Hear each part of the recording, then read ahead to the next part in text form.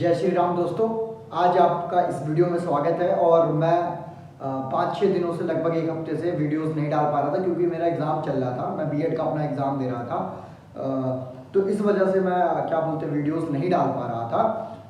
अब मैं कोशिश करूँगा कि आपकी क्लासेस कंटिन्यू रहे और एक वीडियोस जो भी टॉपिक है, चाहे मैथ से है, चाहे पॉलिटी से रिलेटेबल है, और चाहे आपका मैंने इकोनॉमिक्स स्टार्ट किया 11 का, स्टैट्स इधर चल रहा है और इधर मैक्रो इकोनॉमिक्स चल रहा है। जब ये दोनों कंप्लीट हो जाएगा तो उसके बाद मैं मैक्रो इकोनॉमिक्स और इंडियन डेवलपमेंट की इकोनॉमिक्स वाला पार्ट भी करवा दूंगा। चलिए, आज हमारा टॉपिक है theory of demand, chapter number 4 पढ़ेंगे। सबसे पहले हम जानते हैं डिमांड होता क्या है।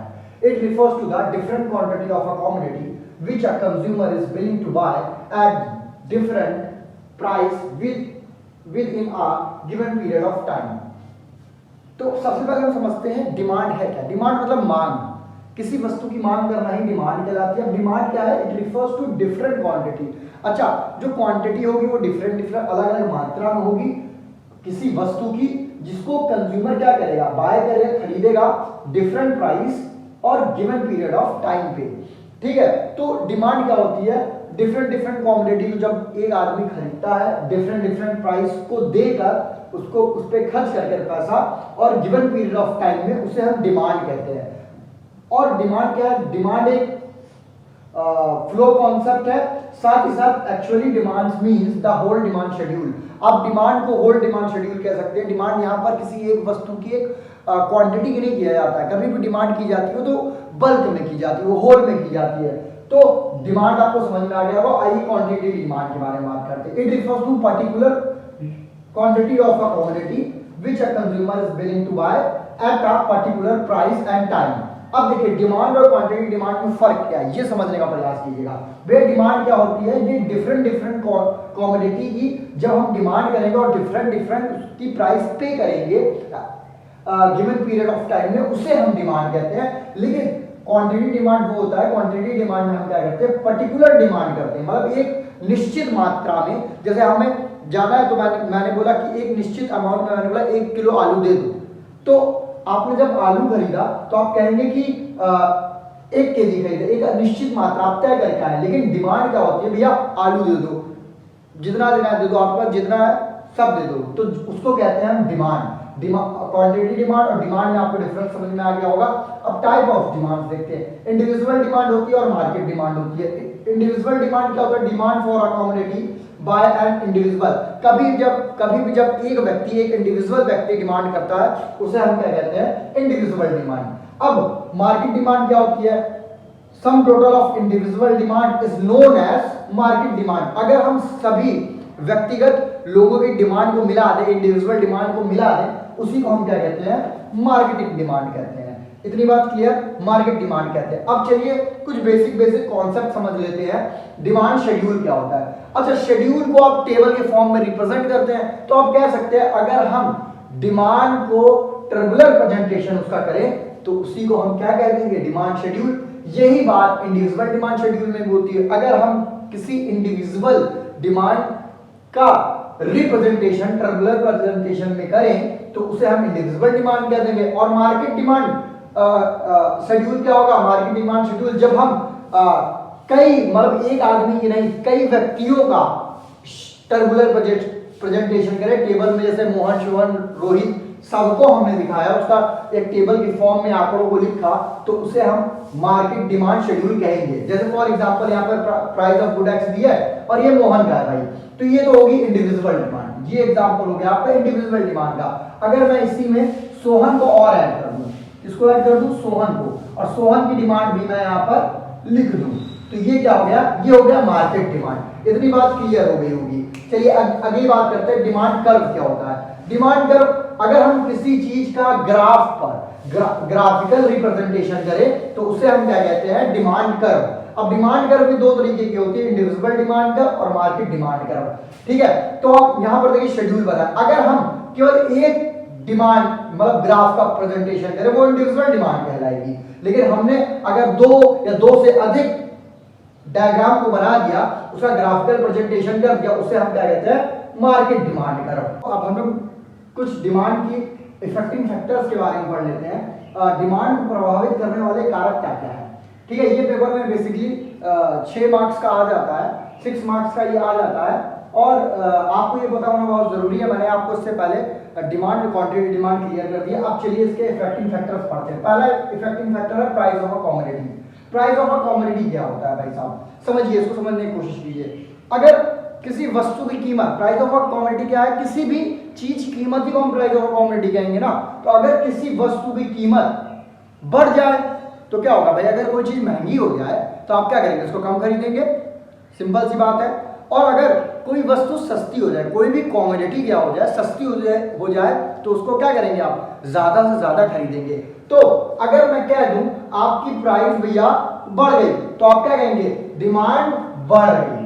भाई किसी कमोडिटी की प्राइस अगर घट जाए, प्राइस में फॉल्स आ जाए, प्राइस में क्या आ जाए, प्राइस उसकी घट जाए ना, तो आप क्या देंगे, उसकी डिमांड बढ़ जाएगी, ठीक है। और अगर उसकी प्राइस बढ़ जाए तो आप क्या देंगे, डिमांड घट जाएगी, सिंपल है। तो आप क्या कह देंगे भाई, जब भी प्राइस घटेगी तो डिमांड क्या हो जाएगी, डी से D1 पे शिफ्ट हो जाएगी। तो जब भी डिमांड बढ़ती है तो डिमांड का राइटवर्ड शिफ्ट होती है, ये बात हमेशा क्लियर रखिएगा। और जब भी डिमांड घटती है तो डिमांड का हमेशा लेफ्टवर्ड घटती है, ठीक है, पीछे लेफ्टवर्ड शिफ्टिंग करती है। इतनी बात क्लियर हो गई होगी।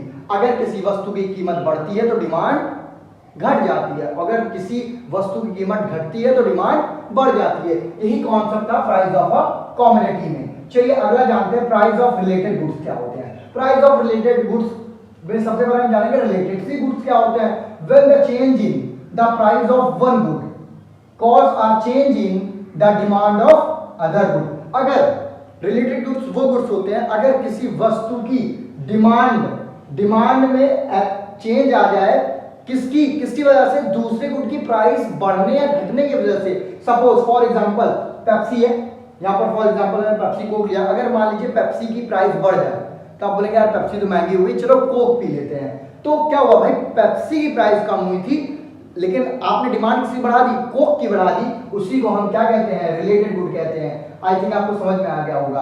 टाइप ऑफ रिलेटेड गुड्स क्या होता है भाई, टाइप्स ऑफ रिलेटेड गुड, पहला तो सब्स्टिट्यूट गुड्स। सब्स्टिट्यूट गुड्स कौन से गुड्स होते हैं, which can be substituted from the each other. ऐसे गुड्स जिसका हम लोग क्या कर सकते हैं, रिप्लेसमेंट ढूंढ सके। फॉर एग्जांपल जैसे अब मान लीजिए टी की प्राइस बढ़ जाए, चाय की प्राइस बढ़ जाए तो आप क्या कहेंगे, यार कॉफी सस्ती है, वही सेटिस्फैक्शन लगभग देती है, तो हम क्या करेंगे, टी बहुत महंगी है, हम कॉफी का कंजम्पशन करेंगे। या फिर आप बॉल पेन, इंक पेन का एग्जांपल ले सकते हैं, बहुत से एग्जांपल ले सकते हैं, ठीक है। आई थिंक आपको सब्स्टिट्यूट गुड समझ में आ गया होगा।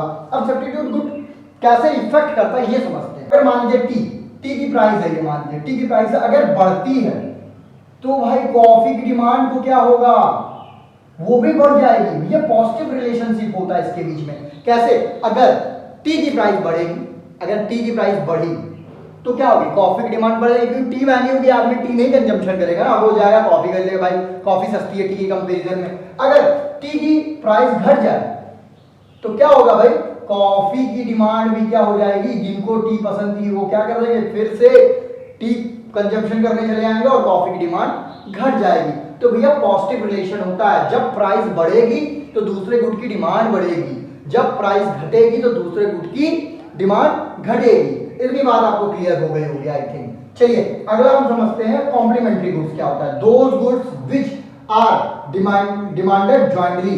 भाई वो गुड्स जिनकी डिमांड हम क्या करते हैं, जॉइंटली करते हो। फॉर एग्जांपल जैसे कार एंड पेट्रोल। भाई कार खरीदेंगे तो उसके लिए कंपलसरी है कि आपके पास पेट्रोल होना चाहिए, तभी वो BMW और मर्सिडीज जैसी गाड़ियां आप चला सकते हैं, ठीक है। या फिर जब भी आप पेन खरीद रहे हैं तो उसमें इंक होना बहुत जरूरी है। आप शूज खरीद रहे हैं तो सॉक्स होना बहुत जरूरी है। आप टी बना रहे हैं तो उसके लिए मिल्क होना बहुत जरूरी है।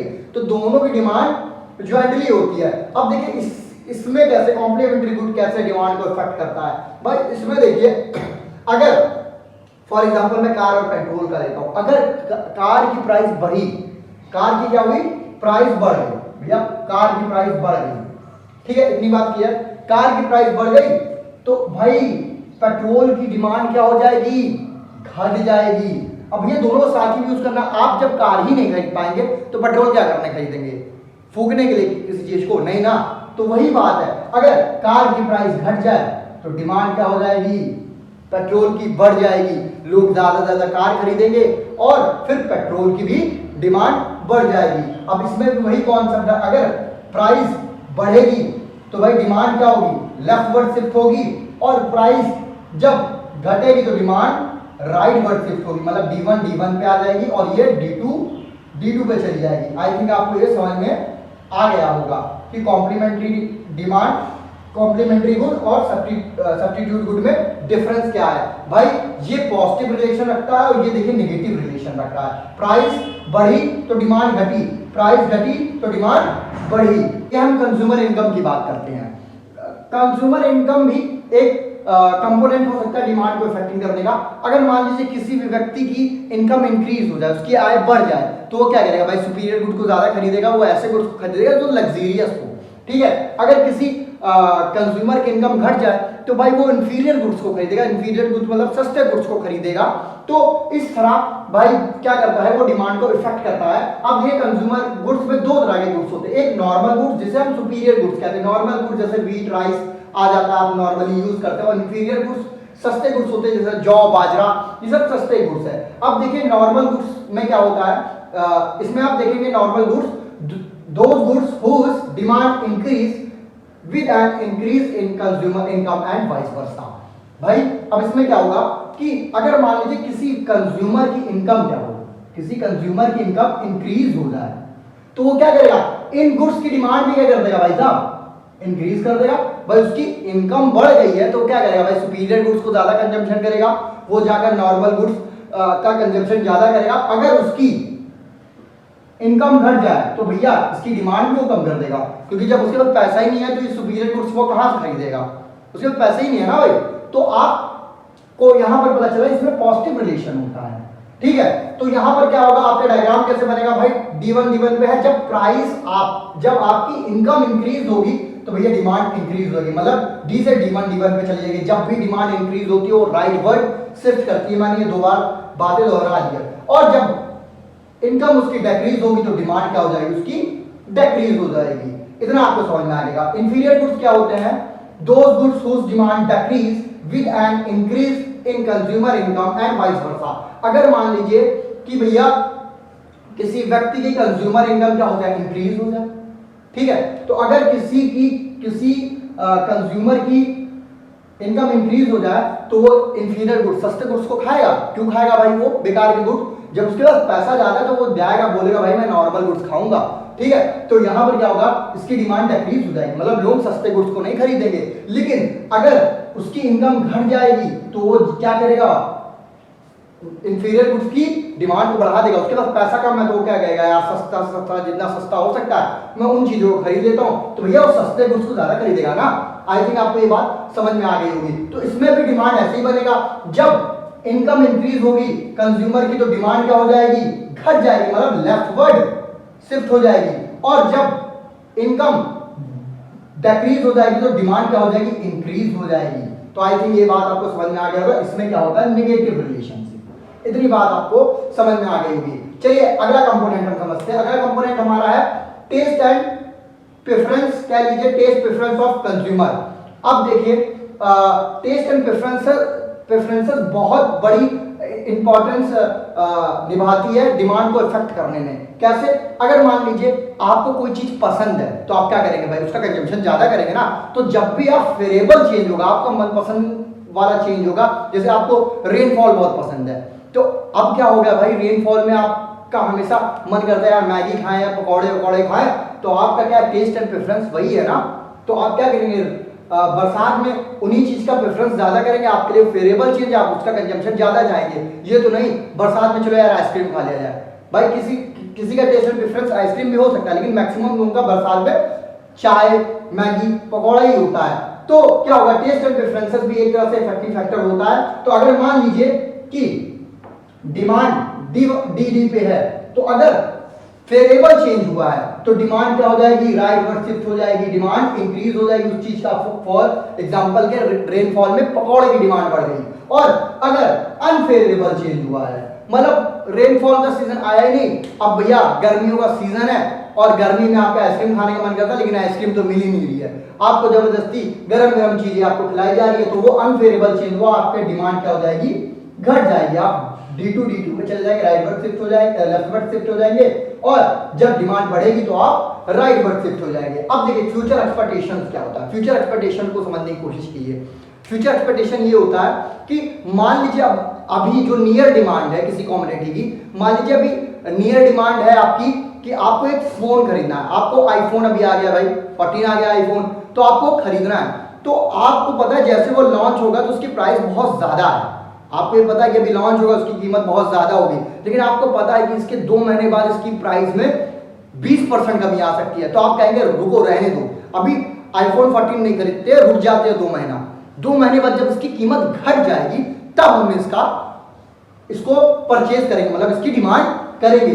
तो फ्यूचर एक्सपेक्टेशन में हमें समझना पड़ेगा, जब किसी कमोडिटी की नियर में मतलब पास में एकदम अभी अभी प्राइस बढ़ी हो तो अभी आप क्या कर देंगे, बोल देंगे डिमांड अभी मत करो क्योंकि भाई ये महंगा है। लेकिन अगर फ्यूचर में एक्सपेक्टेशन इसकी डिमांड घट जाएगी तो आप क्या करेंगे, फ्यूचर में इसकी डिमांड बढ़ा देंगे। और अभी आपको पता है एक्सपेक्टेशन है कि आज इस फोन की कीमत कम है, तो आप जाकर अभी अभी उसकी डिमांड करेंगे, उसको परचेज कर लेंगे।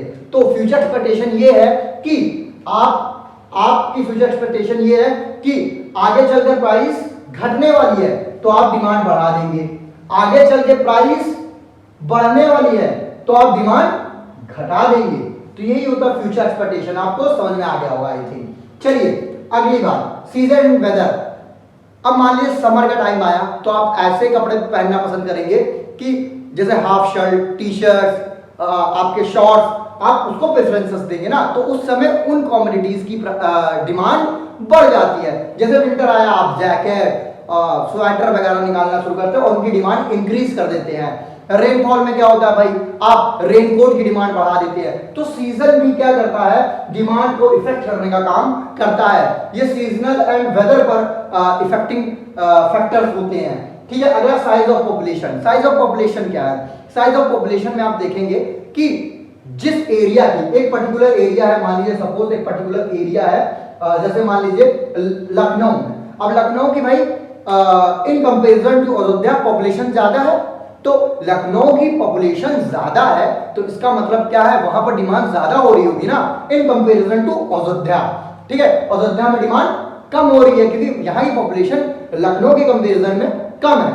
तो भाई ये भी एक इफेक्टिंग फैक्टर होता है, जहां की जनसंख्या जहां ज्यादा होती है वहां डिमांड ज्यादा होती है और जहां जनसंख्या कम होती है वहां डिमांड कम होती है। अगला जानिए डिस्ट्रीब्यूशन ऑफ इनकम क्या होता है। डिस्ट्रीब्यूशन ऑफ इनकम, अब अगर इनकम का डिस्ट्रीब्यूशन इक्वल ना हुआ हो, मान लीजिए अमीर आदमी के पास बहुत ज्यादा पैसा है, तो भाई अमीर आदमी है वो 10 लोग होंगे केवल, तो पैसा रखे हो, पैसा अपने पास रखे रहेंगे ना, डिमांड तो हर चीज की करते नहीं रहेंगे, फालतू की डिमांड करते रहे। लेकिन अगर इनकम का इक्वल डिस्ट्रीब्यूशन हुआ है, सबके पास थोड़े थोड़े पैसा है, तो सब लोग अपनी जरूरत की चीजों का कंजम्पशन करेंगे, मतलब उसकी डिमांड करेंगे। तो ये भी एक फैक्टर बनता है डिस्ट्रीब्यूशन ऑफ इनकम जो डिमांड को इफेक्ट करता है। आई थिंक आपको सारे इफेक्टिंग फैक्टर्स मैंने आई होप समझा दिए होंगे, आपको बेहतर तरीके से समझ में आ गया होगा। ये चैप्टर मैं नेक्स्ट वीडियो में खत्म कर दूंगा। तो डिमांड जैसा बड़ा चैप्टर मैंने केवल 2 ही वीडियोस में खत्म कर दिया है। इसके लिए आप जरूर से जरूर मेरा चैनल सब्सक्राइब करिए, क्योंकि भाई बहुत मेहनत लगती है ऐसे मटेरियल लाने में। ज़्यादा से ज़्यादा लाइक करिए, चैनल को सब्सक्राइब कर दीजिए, बेल आइकन की घंटी को दबा दीजिए, जिससे जब भी मेरी वीडियोस आए तो आपको नोटिफिकेशन मिल सके। ठीक है, तब तक के लिए जय हिंद, जय भारत, जय श्री राम।